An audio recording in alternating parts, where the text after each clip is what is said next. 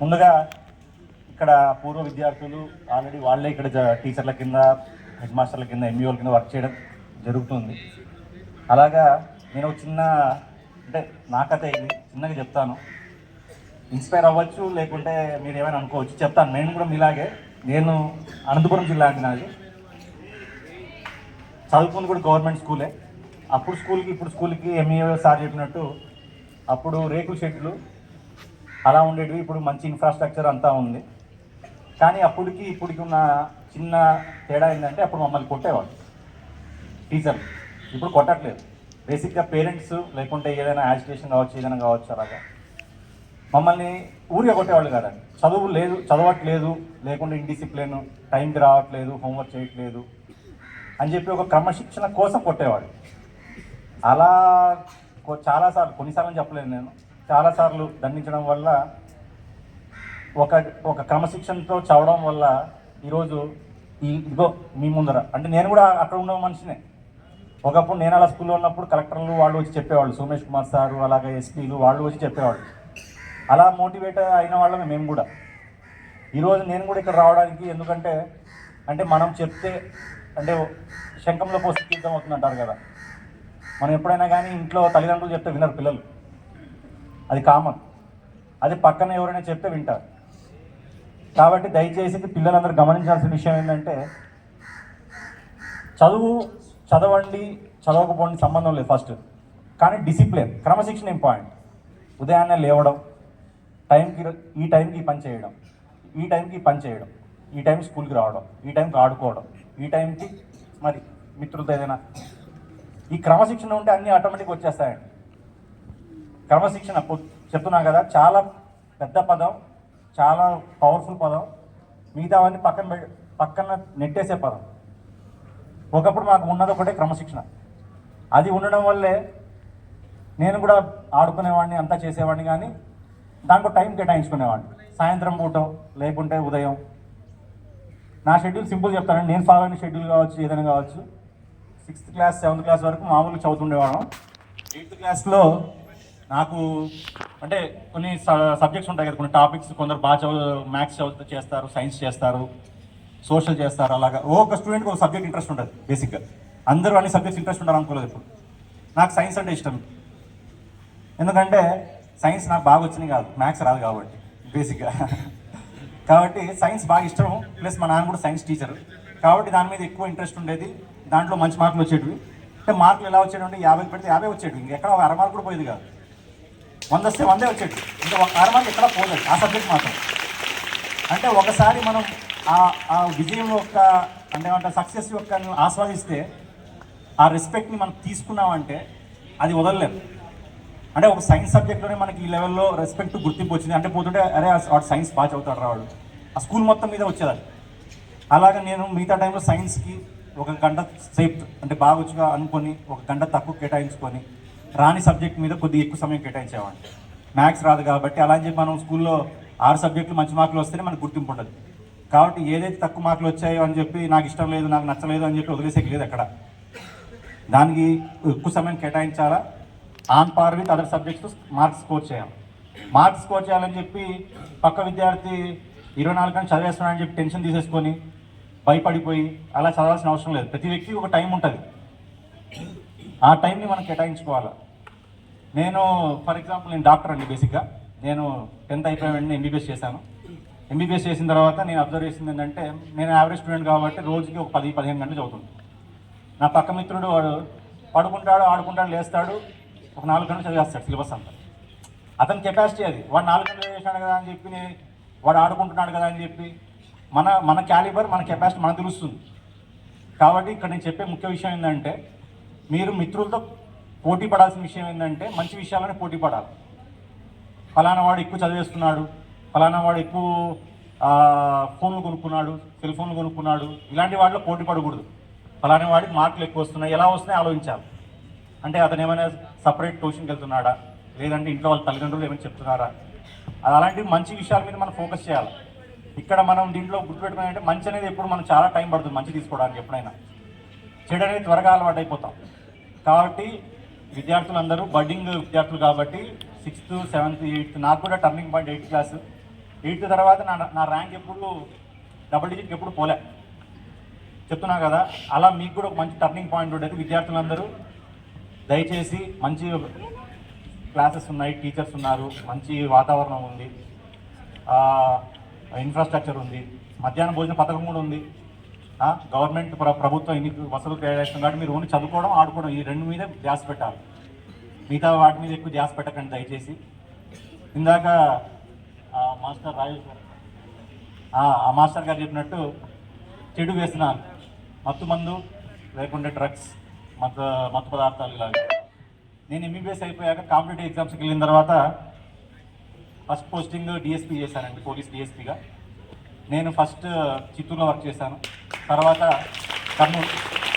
నేను కర్నూలులో చూసిన సబ్జెక్ట్ ఈ డిపార్ట్మెంట్లోనే నేను 2-3 సంవత్సరాలు పనిచేశాను. ఈ మత్తు పదార్థాలు మా దగ్గర రావాలి మీద. ఈ సబ్జెక్ట్ ఎందుకు స్ట్రెస్ చేస్తున్నానంటే ఇక్కడ మనకు ఎలా అలవాటు అవుతుందని నాకు తెలుసు. నేను డాక్టర్ చేశాను, పోలీస్ చేశాను, 2 కాబట్టి 2 లింక్ చేసి చెప్తాను మీకు. సబ్జెక్ట్ జస్ట్ 5 నిమిషాలు చెప్తాను. ముందు విద్యార్థి చదవట్లేదని చెప్పి స్ట్రెస్కి గురవుతాడు. దయచేసి స్ట్రెస్కి గురవుతాడండి, మార్కులు రావట్లేదని చెప్పి. దానికి ట్రిగరింగ్ ఫ్యాక్టర్ అంటే దానికి ఒక బలమైన శక్తి లాగా ఎప్పుడంటే పేరెంట్స్ అర్థం చేసుకోకుండా వాడు చదువుతున్నాడు అని చెప్పి పిల్లల్ని అర్థం చేసుకోకుండా ఉన్న పిల్లోడి మీద ఇంకా స్ట్రెస్ చేస్తారు. వాడికి ఏం చేయాలి అర్థం కాదు. ఈ స్ట్రెస్ అందరినీ బయటికి తప్పించుకోవడానికి మంచి ఫ్రెండ్ దొరికితే అతని యొక్క డెవలప్మెంట్ అంటే అభివృద్ధి అనేది ఇంకోలాగా పోద్ది. ఫ్రెండ్ అనే కాదు, మంచి ఒక వ్యక్తి ఎవరైనా మంచి పరిచయం దొరికితే, మంచి సావాసం దొరికితే, చెడు సావాసం దొరికితే ఇంకోలాగా పోతుంది. మనం ఇక్కడ గుర్తుపెట్టుకోవాలంటే అంటే చదవడం అంటే మార్కులే కాదు, చదువు అంటే మంచిది చెడు తెలుసుకునే జ్ఞానం అంతే. 100కి 90 మార్కులు వచ్చినాయి, 70 మార్కులు కాదు, అది లెక్క కాదు. మనం మంచి చదువు అంటే ఏ దారిలో పోవాలి, ఏది అభివృద్ధి, మనకి ఏది చెడు అన్న విచక్షణ జ్ఞానం ఉండే చదువు అనేది. కాబట్టి చదువుకునేటప్పుడు మార్కులు స్ట్రెస్ అవ్వడం, ఇంట్లో వాతావరణం సరిగ్గా లేకపోవడం వల్ల ఆటోమేటిక్గా బయట ఉన్న కొన్ని దుష్ట శక్తులు కావచ్చు, లేకుంటే వేరే వ్యక్తులు కావచ్చు, ఎవరైనా కావచ్చు, ఇటువంటి వాడిని అట్రాక్ట్ అయిపోతారు. అంటే ఎవరైనా లోన్లీగా ఉన్నప్పుడు, అంటే మనం ఒంటరిగా ఫీల్ అవుతున్నప్పుడు, ఎవరైనా మందలించినప్పుడు ఒక ఓదార్పు కోరుకుంటారు ఎవరైనా. ఆ ఓదార్పు అనేది తల్లిదండ్రులు కానీ టీచర్ల దగ్గర నుంచి వచ్చినప్పుడు కానీ ఓ మంచి ఓదార్పు ఉంటుంది. అరే ఏం కాదులేరా, బాగా చదువుకోవచ్చు, ఏం కాదు, మన మంచి కోసమే చెప్పాం కదా, ఇలా ఉంటుంది. చెడు సాహసం ఉన్నప్పుడు ఓదార్పు ఇంకోలాగా పోద్ది. ఆ టైంలో పిల్లల యొక్క మెదడు మీద ప్రభావం పడుతుంది. కాబట్టి నేను ఇక్కడ చెప్పే విషయం ఏంటంటే తల్లిదండ్రులు కూడా, మా తల్లిదండ్రులు అయితే మా నాన్నగారు అయితే టీచర్ కాబట్టి పొద్దున్నే నేను 5:30కి లేవాలంటే మా నాన్న 5కి లేచేవాడు. 5కి లేచి తెలుగు పాఠాలు నాకైతే రేపు ఏ పాఠం ఉంటుందో ముందు ఆ రోజు పాఠం చెప్పేవాడు. అలా అని చెప్పి అందరి తల్లిదండ్రులు టీచర్లు అయి ఉండరు, లేకుంటే జాబ్ హోల్డర్స్ అయి ఉండరు, వ్యవసాయం చేసేవాళ్ళు ఉంటారు, కూలి పని చేసేవాళ్ళు ఉంటారు. పిల్లలు కూడా అది గమనించుకోవాలి. ఒక మంచి మాట చెప్తున్నారు టీచర్ కానీ పేరెంట్ కానీ, అంటే తల్లిదండ్రులు కానీ టీచర్ కానీ చెప్తున్నారంటే మన మంచి కోసమే. టీచర్ మీరు గమనించాలి, టీచర్ అనే ఒక అతను అదే బోర్డు దగ్గరే ఉండిపోతాడు, విద్యార్థి ముందుకు ఎక్కడికో వెళ్ళిపోతాడు. మన కోసం, మన బాగు కోసం, మన ఇంట్లో వాళ్ళు కాకుండా బయట తప్పించే ఒక వ్యక్తే గురువు. కాబట్టి మీరు పిల్లలందరూ మీ గురువుని పూజించాలి. మేమైతే అలాగే చేసేవాడు. వాళ్ళు మమ్మల్ని ఏమన్నా కానీ ఎందుకు అన్నారో అని ఆలోచన చేసేవాడు. తల్లిదండ్రుల్లో ఈరోజు మా టీచర్ ఇలా కొట్టారంటే వచ్చి గొడవపడే వాతావరణం అప్పుడు ఉండేది కదా. ఆ రోజుల్లో నువ్వు చదవలేదు, ఎందుకు చేసావని చెప్పి ఉండేది వాతావరణం. కాబట్టి దయచేసి విద్యార్థులందరూ బాగా చదువుకోండి. ఒకటి మాత్రం నేను చెప్పేది ఏంటంటే, చదువులో మీకు కూడా చదువే కాదు, క్రీడలు దాంట్లో కూడా మంచిగా రాణించాలి. ఎందుకంటే ఇప్పుడు నేను డిఎస్పీ చేసిన వెంటనే నా గోల్ వేరే ఉండేది కాబట్టి మరి పరీక్ష రాయడం జరిగింది, మరి డిప్యూటీ కలెక్టర్ని సెలెక్ట్ అవ్వడం జరిగింది. ఈరోజు ఇలా మీ దగ్గర వచ్చి ఆర్టీఓ వచ్చాను. కాబట్టి మీకు కూడా చదువు ఒకటే కాదు, వేరే డిపార్ట్మెంట్స్ వేరే ఉంటాయి. కొందరికి మీ అందరికీ తెలుసో లేదో, ఆ సాహో సినిమా చూసారా అండి ఎవరైనా? సాహో, రామరాజారావు చూసారా? తల్లిదండ్రులు కానీ ఎవరైనా కానీ మామూలుగా ప్రభాస్ నటించాడు సినిమా చూసారా? చూసారు కదా. ఇప్పుడు ఓజీ వస్తుంది. ఎవరిది ఓజీ? ఆ 3 సినిమాలు తెచ్చిన వ్యక్తి మా క్లాస్మేట్ సుజిత్, నాతో పాటు కూర్చున్న వ్యక్తి. అంటే ఇప్పుడు ఎందుకు చెప్తున్నానంటే నేను ఇలా చదువుకొని వచ్చేసాను, అతనికి సినిమా దాని మీద మక్కువ ఎక్కువ, దానికి కావాల్సిన కృషి తోడు అతను చేసుకున్నాడు, వాళ్ళ తల్లిదండ్రులు అతని యొక్క చూపించారు. అలా అని చెప్పి అతను 10వ క్లాస్ చదువు మానేసి వెళ్ళిపోలేదండి. చదువుకున్నాడు, చదువుకొని మంచిదో చెడు తెలుసుకున్నాడు, డిగ్రీ చేసుకున్నాడు, అతని ఇంట్రెస్ట్ అది కాబట్టి అటు వెళ్ళిపోయాడు. కాబట్టి ఇక్కడ ఒకరికి ఒకరు ఉన్నది, ఒకటి గేమ్స్ ఆడాలనుకుంటారు, డాక్టర్ అవ్వాలనుకుంటారు, పోలీస్ అవ్వాలనుకుంటారు, ఇంకా ఇలా మల్టిపుల్ డిపార్ట్మెంట్స్ ఉన్నాయి. కాబట్టి ఏ ఇంట్రెస్ట్ ఉన్నా కానీ మనం ఫస్ట్ 10th అనేది బేసిక్స్ కాబట్టి 10th ఇంటర్ తర్వాత ఒక మంచి గ్రాడ్యుయేషన్, మీ మెయిన్ గోల్ని మైండ్లో పెట్టుకొని ఇవన్నీ కంప్లీట్ చేసుకుంటూనే వెళ్ళండి. దయచేసి ఒకటి మాత్రం మనసులో ఎప్పుడో పెట్టుకోండి, నేను ఎప్పుడు గుర్తుపెట్టుకున్నది ఏంటంటే మన తల్లిదండ్రులకి మంచి పేరు తీసుకొచ్చినా రాకపోయినా కానీ చెడ్డ పేరు మాత్రం ఎప్పుడు తీసుకురావు.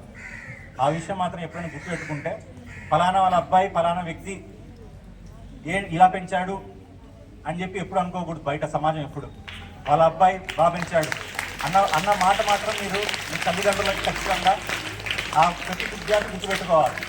అలాంటిది గుర్తుపెట్టుకున్నప్పుడు ఆటోమేటిక్గా చెడు వ్యసనాలు, చెడు ఆవాస దోషాలు ఏవి రావు మనకి.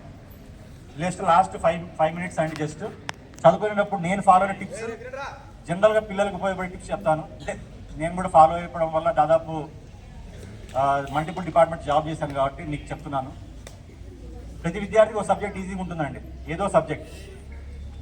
ఫర్ ఎగ్జాంపుల్ ఒక నెల రోజులకు స్లిప్ టెస్ట్ పెడతా ఉంటారు. స్లిప్ టెస్ట్ పెడతా ఉన్నప్పుడు ఒక మ్యాథ్స్ ఈజీగా ఉంటుంది, ఒక సైన్స్ ఈజీగా ఉంటుంది, ఒక తెలుగు ఈజీగా ఉంటుంది. ఆ విద్యార్థి ఫస్ట్ ఆ మ్యాథ్స్ అనే సబ్జెక్టు 30 రోజులు కేటాయించుకుంటే మనకు 5 సబ్జెక్టులు అనుకుంటే బై 6 ఒక సబ్జెక్ట్ 6 రోజులు వస్తాయి. 6 రోజుల్లో మ్యాథ్స్ వచ్చినవాడు ఈజీగా ఉండేవాడు 2 రోజుల్లో కంప్లీట్ చేసుకోవచ్చు. ఆ విద్యార్థి మిగతా 4 రోజులు ఏ సబ్జెక్ట్ ఎక్కువ కష్టం ఉన్నాడో దాని మీద ఫోకస్ పెట్టాలి. ఇక్కడ ఇంకో గమనించిన పాయింట్ ఏంటంటే మీ మిత్రుల్లో ఎవరికొకరు మ్యాథ్స్ ఎక్కువ వచ్చి ఉంటుంది, లేదంటే సైన్స్ ఎక్కువ వచ్చి అంటే కొద్ది బాగా వస్తుంది. అతనితో మీరు కూర్చొని డిస్కస్ చేయాల్సి ఉన్న సబ్జెక్ట్. అప్పుడు మీకు చదివే టైం కన్నా అతను చెప్పిన వెంటనే చదువుకోవడం ఈజీగా ఉంటుంది. మీకు పాఠం మీ టీచర్ చెప్పిన వెంటనే ఒక చదివే టైం తక్కువ పడుతుంది, మీ అందరికి మీరు చదువుకోవాలన్నా కొద్దిగా ఎక్కువ పడుతుంది. కాబట్టి దయచేసి చదువుకునేటప్పుడు మీ యొక్క తోటి విద్యార్థుల యొక్క సలహాలు, మంచి ఫ్రెండ్స్తో డిస్కషన్ అలా తీసుకుంటే మీరు ముందుకెళ్తారు, మీ ఫ్రెండ్ ముందుకెళ్తారు, అందరు ముందుకెళ్తారు. కాబట్టి దయచేసి పిల్లలందరూ బాగా చదువుకోండి. చదువు వల్లే మనకు గుర్తింపు వస్తుంది. మీ నాన్నకు కానీ మీ కుటుంబానికి కానీ రేపు భవిష్యత్తులో ఒక రెస్పెక్ట్ మర్యాద రావాలంటే చదువుకోవాలి. ప్లస్ చదువు ఒకటి 24 గంటలు చేయకూడదు, గ్యాప్ దొరికినప్పుడు ఆట ఆడాలి. 24 గంటలు చదివితే బుర్ర వేడెక్కుతుంది. నేను కూడా స్పోర్ట్స్లో ఫిజికల్ కోసం బ్యాడ్మింటన్ ఆడేవాడిని, కొద్దిగా మెంటల్గా చెస్ ఆడుతుంటే కొద్దిగా ఆ 2 గేమ్స్ నాకు ఇష్టం కాబట్టి ఆ 2 ఆడుతుంటే, అలా మీకు కూడా వేరే ఖోఖో, కబడ్డీ ఏది ఉంటే అది ఆడండి. కాబట్టి 10th క్లాస్ పోయే విద్యార్థులందరూ ఒక షెడ్యూల్ వేసుకోండి. ఇప్పటి నుంచే మార్చిలో ఉంటుంది పరీక్ష, ఎక్స్ట్రా టైం కేటాయించండి. ఎందుకంటే 10th క్లాస్ మార్క్సే భవిష్యత్తుని కాదు, కానీ మార్క్సే వల్ల మనకు తెలియకుండా రెస్పెక్ట్ అనేది వస్తుంది తెలియకుండా. ఆల్రెడీ నేను ఆ స్టేజ్ దాటి వచ్చాను కాబట్టి అనుభవం నాకు తెలుసు కాబట్టి చెప్తున్నాను. కాబట్టి ఇంకా మీకేమైనా ఎటువంటి, నేను ఇక్కడే ఉంటాను కాబట్టి ఇక్కడే అంటే డివిజన్లోనే ఉంటాను. ఎవరైనా పేరెంట్స్ అయినా ఎవరైనా కానీ ఎటువంటి విషయాల్లో కానీ ఏదైనా కానీ ఉన్నా కానీ సమస్యలు కానీ తీసుకురండి. టీచర్లు కూడా మీకు ఎటువంటి సమస్యలు తీసుకురండి. దయచేసి మంచి వాతావరణం, ప్రభుత్వం మంచి పని చేస్తుంది కాబట్టి అందరు దీనిలో భాగస్వాములు అందరికీ ధన్యవాదాలు అండి. Thank you.